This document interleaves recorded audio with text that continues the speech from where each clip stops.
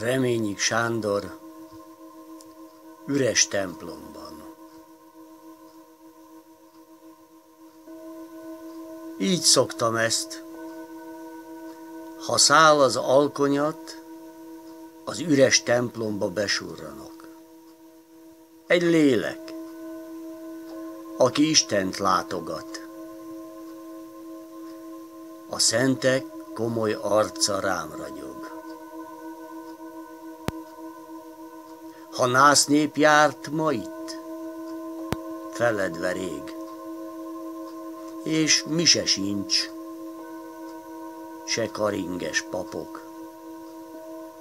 Az oltáron 2 örök lámpa ég. Az Istenemmel egyedül vagyok. A templom üres, a lelkem tele.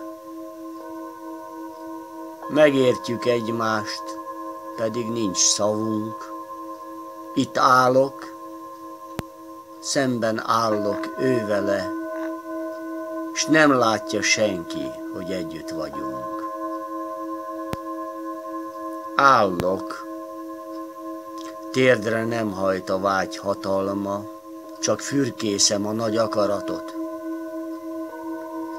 Úgyis addig állok, míg ő akarja, s ha nem akarja, összeroskadok.